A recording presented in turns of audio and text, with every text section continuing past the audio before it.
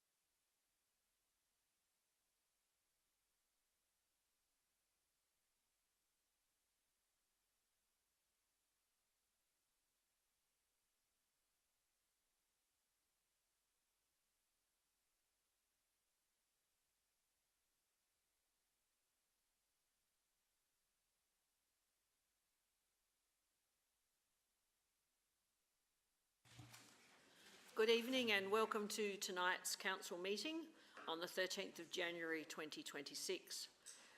It is a special meeting that I have called to present and to discuss one particular item.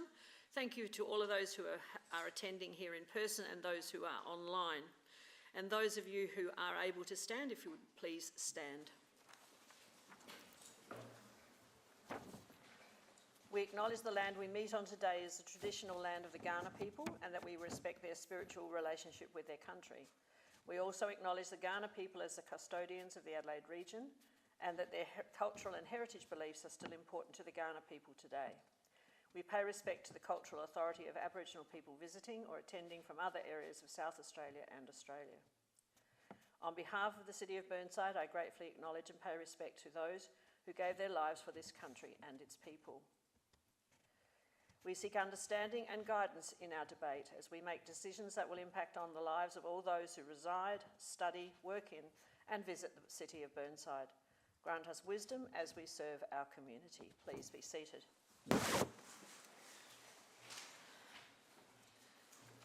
If there is an emergency of any kind, and of course we hope there will not be, you'll be managed exiting by our staff.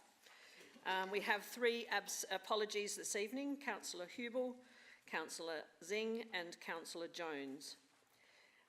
Just a reminder about declaration of interest. If you have any interest in this matter or have any particular responding to this matter in any way, please declare it at the beginning of the meeting. Now, before we actually begin the debate, I'm going to ask the administration to provide us with an update. I believe that's you, Mr. Cooper.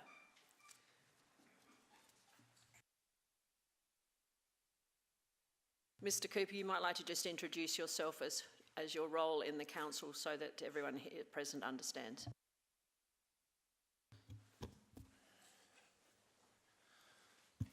Thank you. Good evening, everyone. Through the Mayor, my name is Martin Cooper and I'm the Director of Community and Development at the City of Burnside. Before we move into tonight's agenda item, I'd like to take a moment to walk everyone through the three different processes that are currently underway with the ACH proposals in Rose Park. In South Australia, development applications are assessed in one of two ways, either by the state government through the Planning Commission's assessment panel, the State Commission Assessment Panel known as SCAP, or by a council assessment panel, or CAP as it's known. These two panels have very different roles and powers, and understanding the differences helps explain what the council can and can't do in each situation. Excuse me. With that in mind, let me briefly talk through the three matters that are before us. Firstly, the major development proposal for 141 Fullerton Road and 2A Hewitt Avenue. This application is not being assessed by the City of Burnside. It sits entirely within SCAP, which is the state government's assessment panel under the Planning, Development and Infrastructure Act. Because SCAP is the decision maker, our planning team can't assess, approve, refuse or change the design. We can't decide on demolition, building height or put conditions on the development. Council's role is to provide a technical referral to SCAP, which covers matters like traffic, access, waste, stormwater, parking and street trees.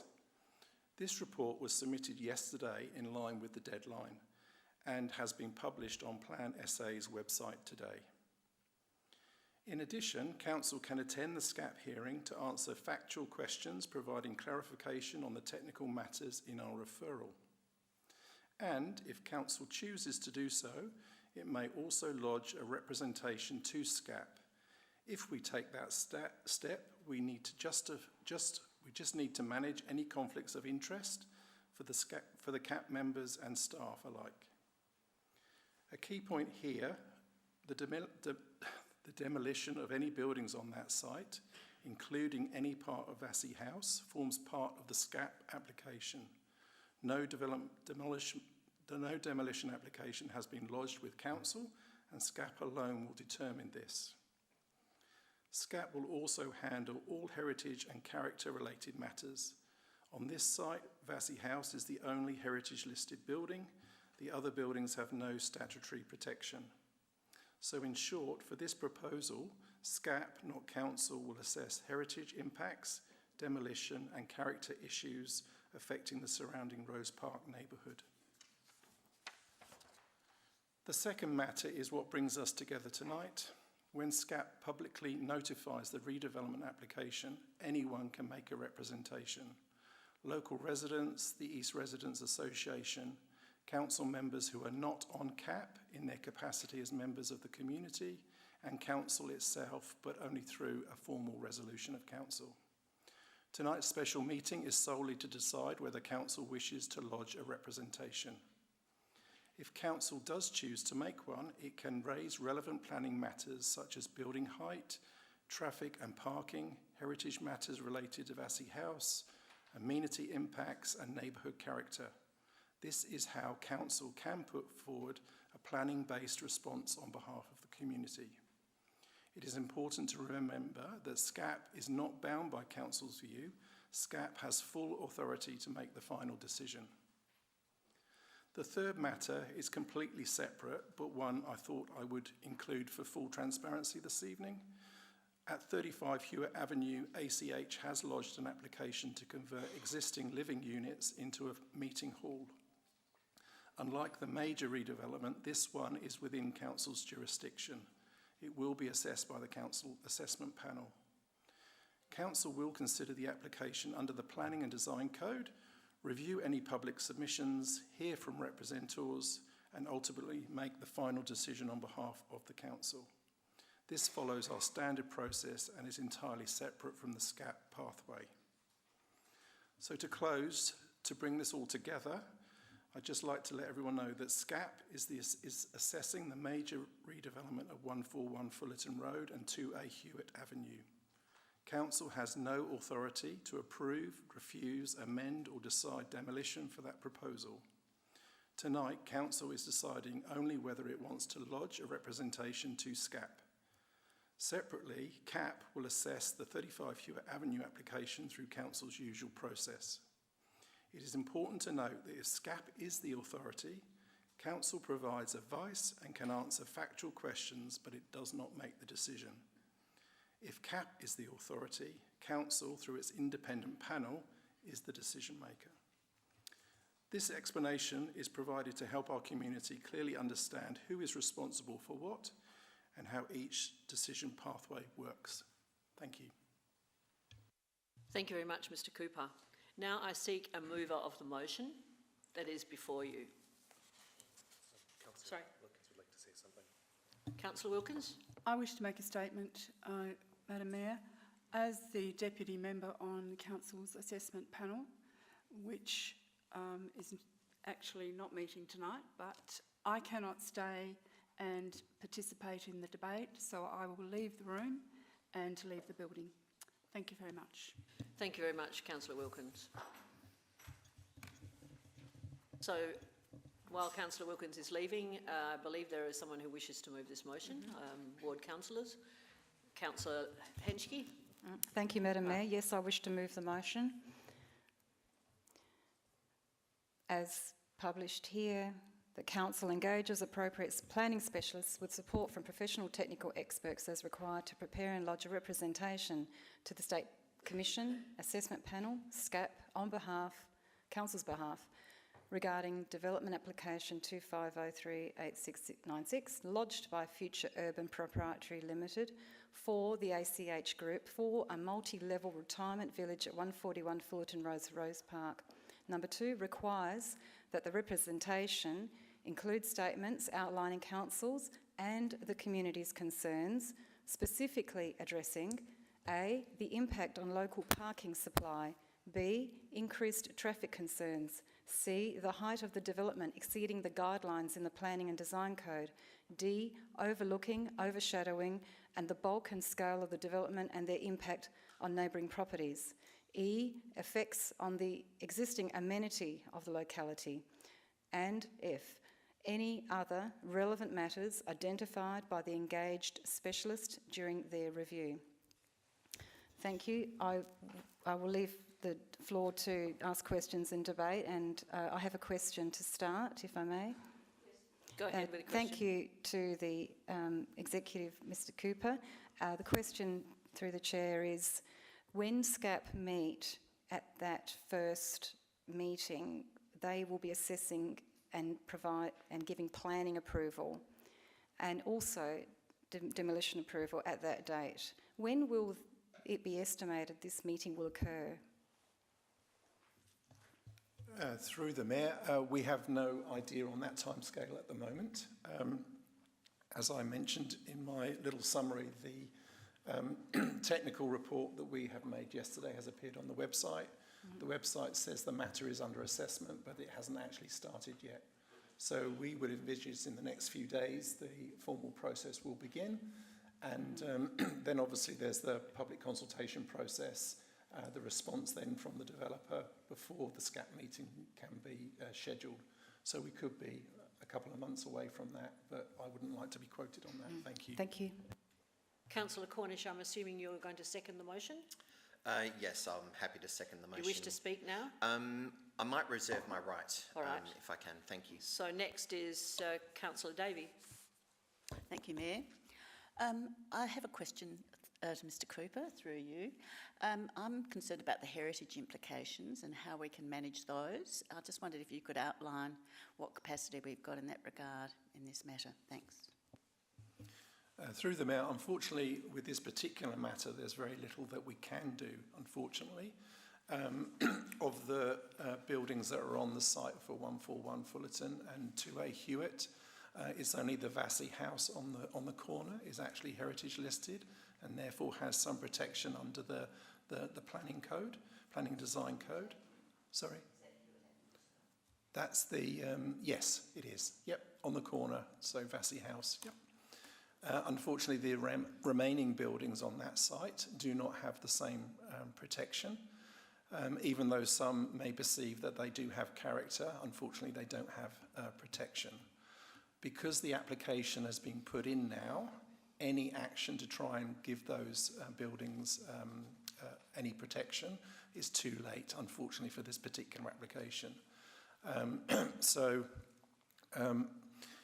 I guess it would have to go through and fail that process for those buildings to actually be reviewed. But in terms of time and the fact that the development assessment process has started, then unfortunately we can't do that. What we can do as part of our submission through to SCAP is to indicate the importance of those buildings, some of those buildings, to the character of Rose Park, and we would envisage that our representation would include specific reference to the contribution that those buildings make to the character. But ultimately, as I said previously, it will be up to the SCAP to determine whether those buildings will be demolished as part of that application. Thank you. Councillor Turnbull. Thank you, Mayor. My question is about part one. Surely Council already has highly expert and skilled staff and well-paid staff who should be able to fulfil this function. Why do we always have to outsource? I note that the cost is going to be $15,000 plus. Maybe it could be done in-house for much cheaper. Through the Mayor, thank you for your question. It's a very important question. It's something we have thought about, and there are a couple of issues that would prevent us from doing so. One, from a resourcing point of view, there is once the process has started, we only have 15 days to actually process a representation, so we have to move fairly quickly on this. The second and most important thing is that the Council has to recognise the conflicts of interest that arise in this particular scenario, because we are dealing with other development applications from ACH. We have to ensure that there is clear separation of duties between council planning staff that are working on that and any perception that there is a conflict with making a representation on this particular one. So part of that, and for the reason that our CAP council members are not able to participate in this particular process, our recommendation is to outsource that and buy in the particular expertise that we need to do that job properly. Our CEO would like to make a comment. Thanks, Councillor Turnbull. Through the Mayor, this type of expertise, we don't have any planning lawyers on staff. Like, we obviously have our planning staff and the assessment managers, but we don't have specific planning legal expertise of the type that we would require for such an undertaking. So that's why we would need that. Councillor Henschke, do you wish to speak or you have other questions? Question, please. All right. Further to those questions, the requirement for a lawyer, that lawyer would be, just the question is, will that lawyer be dealing with quite a special case of a multi-storey residential development in a commercial zone adjacent to an established neighbourhood zone with a heritage overlay, divided by a lane, which is a public road? So there are nuances. The question is, this is why it's so complicated, and what can happen and what can't happen in that location? Is that why we need this expertise as well? Through the Mayor, yes, absolutely right. There are lots and lots of different considerations here, and we do need that legal planning expertise to make sure that we cover all of those off Because we've never done this before. Thank you. Thank you. Councillor Jennings, would you wanting to speak? You had your hand up before. I was just going to second the motion, but I'm quite happy to speak. So when I was on the Adelaide Parklands Association, we'd call it a death by 1,000 cuts.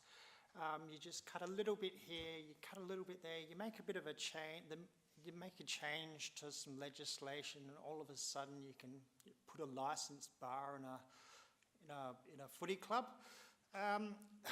This is a beginning of a very slippery slope.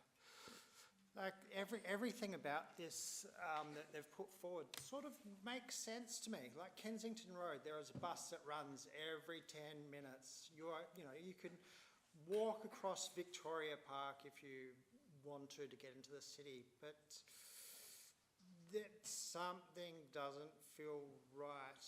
And I think it's because, well, I know it is because it's going to stand out a little bit, and it just feels wrong. So yeah, that's my 5 cents. Thank you. Councillor Hallett. A question, please. Martin Cooper, Mr. Cooper, the 1986 Burnside Heritage Survey and the 1999 Heritage Survey by McDougall Vines, did they identify the other cottages, the Jean Rouse house or the second cottage, as having heritage value?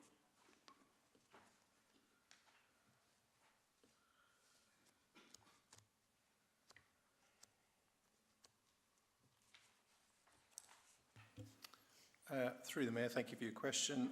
I can confirm that it was only Vassy House that was included in the local heritage, as a local heritage place, as part of both of those surveys.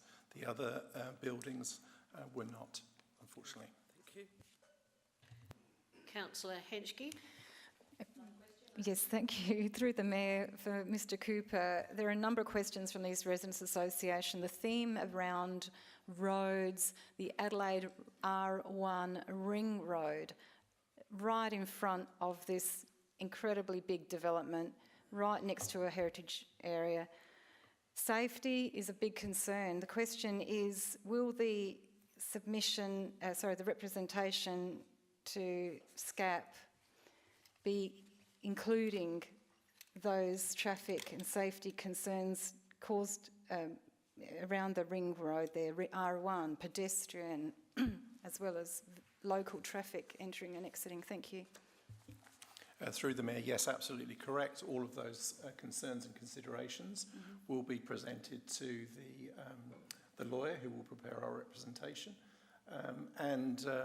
Certainly that's something we've already considered, particularly around open space, access not just for residents of this proposed development, but also Rose Park residents in general to Victoria Park. You know, it's not easy to get across the busy Fullerton Road. So yeah, there will be an opportunity for us to include that in the representation, certainly. Can I ask another question while I'm at? Yes, thank you for efficiency. The nomination for State Heritage Place was done today by residents, East Residents Association. Will that be included in the can that be included in the representation Council makes to SCAP that we wish to honour Jean Rouse and other war windows, and obviously Jessie Vasey, and we wish to also honour those widows whose ashes have been scattered along the memorial rose beds in front of Jean Rouse house. Very sadly, they'll all be ripped up. You know, the ashes will be taken away, and this history is not just the artefact of the buildings, but it's the legacy of these women. Councillor, you're So turning a I'm question turning to into a debate. very long I know. statement. I'm Okay. saving that for later, but thank you. Appreciate your response for that whole. Could that all be included, please, in the SCAP representation? Thank you. Through the Mayor, thank you for that additional information. I understand the sensitivity of it completely. Certainly, we will be providing all of this feedback to our legal representation. Ultimately, it will be for them to decide those matters that are important and should be presented. But yeah, we will not filter anything from what we receive as community consultation in terms of submissions to that lawyer for consideration. Councillor Cornish. Thank you, Worship. This proposed 13-storey development, an aged care facility, is probably one of the most significant planning matters that we're going to be facing in recent years, barring what's been happening down in Glenside. Since its announcement, we've certainly received some strong community feedback, including a community meeting, and it's evident from tonight with everyone present, so I thank everyone for coming along and supporting it. And these concerns go way beyond just the aesthetics. It does include concerns about demolition and heritage protection. There is a lot of heritage in this area. It goes towards concerns about parking and traffic impacts. We've heard, you've heard in this chamber over many years the number of parking issues that we've got close to the city. This will get exacerbated, especially if you're building a 13-storey building with residents, guests. It's you know, you're going to have staff in there. There's going to be a restaurant in there with visitors. There's a wellness centre as well. I don't know if that's going to be open only to those members of the actual facility, or if that's going to be converted into a commercial gym, and people outside would be able to access that, which is more pressure on the local area. We've also got, and we've heard that it is quite close to the corner of Kensington Road and Fullerton Road, which is the Britannia roundabout. There are no safe way to cross Fullerton Road to get into pretty much the only large bit of green space that's nearby. We've highlighted in our open space strategy that this section of our city has got very limited open space. And it was raised even at the community meeting of, you know, the dangers of someone, an elderly person trying to cross that road, and what would actually happen given generally you're speeding up when you leave a roundabout. So there are certainly some traffic issues there. We've obviously got the planning and code compliance issues that have been raised.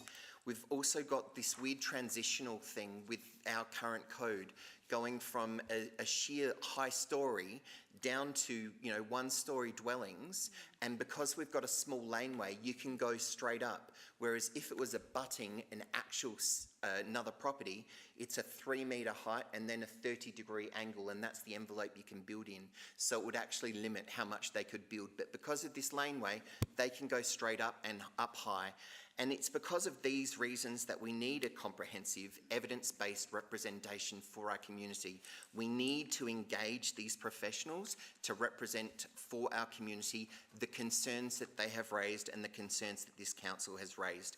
And we need to, and it's a special meeting because we've only got a 15-day turnaround and we don't know when that's going to occur. So please support this motion. Thank you. Councillor Dord.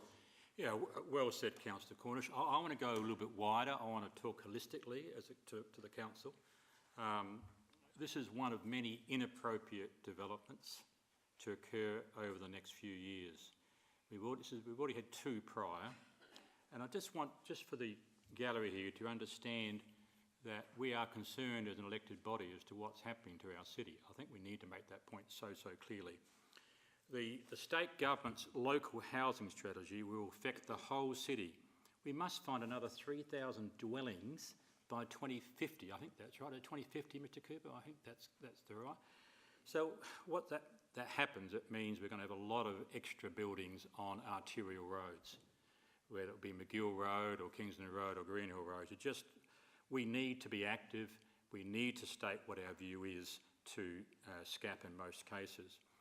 We've had two previously, Glenside, and that was a campaign, a very, very strong campaign. It did go directly to the Minister, and we made our views well known. Even though we lost it, we did have a little win in that they weren't allowed to go to 26 stories. Can they go to 20 stories? I don't know if that's a win or not, but anyhow, that was something. But the community came together like we have tonight. The second one was the Burnside Hospital. That not necessarily involving dwellings as such, but what we learnt there as an elected body is that we didn't come together as a council to discuss our view and representation to SCAP. That was a mistake that we made. This time we're not making that mistake. We have come together to say we need to make a representation to this ACH development. 13 stories, still can't believe it. Now, the point I'm making, my main point here is that in the future, this council and future councils, so the next council will be elected in November of this year, we must use the same steps. Every time we have one of these huge developments, and it's going to be, don't think this is the last one. There'll be every year we're going to have some of these huge developments. We need to take the same steps as we are tonight, and we need. And I think the main point that Councillor Cornish is not to throw our hands up in horror, but have an evidence-based response to SCAP. That's the best way of trying to get our point across. Thank you. Councillor Davey. Thank you, Mayor. Through you to Mr. Cooper. I just have a question about, in terms of financials, if we're looking at several professionals, I would imagine we're looking at planning specialists, legal specialists and traffic engineers. $15,000 investment seems quite not sufficient. I just wonder how we're going to fund this, what budget line, and what will be the top amount that we could consider for such an exercise, which we need, but those experts don't come at they come at a premium cost. Thanks. Through the Mayor, thank you for the question. Our best estimate, as you have just mentioned, is 15,000, which we believe is a reasonable amount in consideration of the consolidation and preparation of all the work and the representation itself. We, as mentioned, envisage that being undertaken by a planning lawyer with the expertise there to be able to pull that together. There may be some requirement to draw on some additional expertise, perhaps on the traffic side of things or around heritage. But until we get into that, it's going to be very difficult to be able to determine whether how long that's going to take and how much it's going to cost. So it is an unknown. We also have to consider whether the lawyer would actually undertake the representation at SCAP themselves, which I think would probably be one of our recommendations, but again, yet to be decided. In terms of the budget for this, it is an unknown. All of those I've just referred to generally have high hourly rates, but this will be handled through our quarterly budget review process. And if there is any underspend in some of our legal expenditure on some other council budget lines, then they will be used to fund this. So we'll get a better idea of that when the mid-year budget review is updated. But in terms of contingency above that, you could say, well, maybe another 10, but I'm just guessing at that. It really depends on the expertise as and when is required by the lawyer pulling together the representation. Councillor David, you wish to speak? I just had a follow-up question, if I may. Do we have someone in mind? Do we have to lodge a tender, or can we appoint someone quickly? Council has a first contact lawyer. Norman's Waterhouse would generally be our go-to lawyer, and we do have some knowledge of some very good planning legal lawyers in Norman's Waterhouse, so they would be our first point of contact. So yeah, right. Councillor Henschke, another question? Yes, briefly. During the 4-year construction period, the Commissioner for Highways will not allow construction traffic to be entering and exiting the Adelaide R1 Ring Road for this development. Will the administration emphasise this in their representation and make sure the construction management plan is very clear and succinct about how all of this is going to be managed for safety, amenity? Thank you. Through the Mayor, yes, absolutely. As part of some responses to some community questions this afternoon, I think I made that point that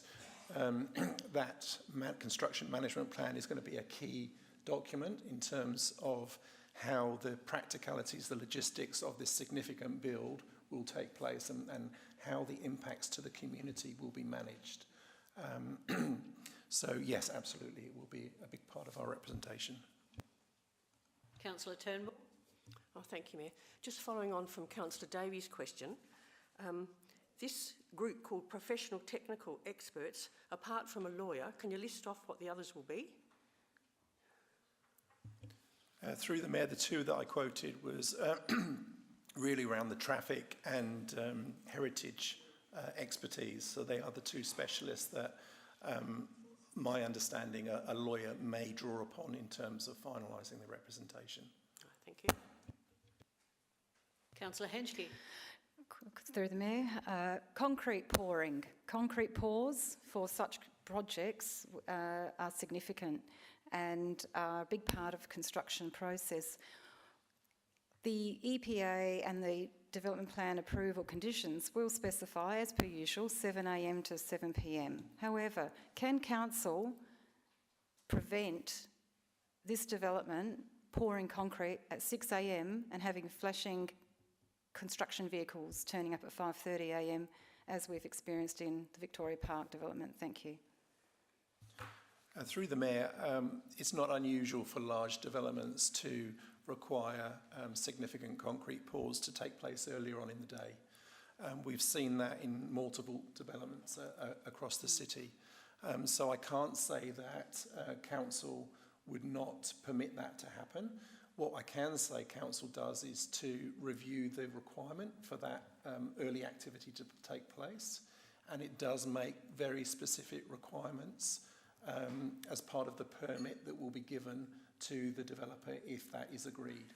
So a big part of that will be the requirement for the developer to work actively and notify the residents of the times when those pours will be conducted. So it's minimised in terms of the disruption, and people are fully informed of when that's going to happen.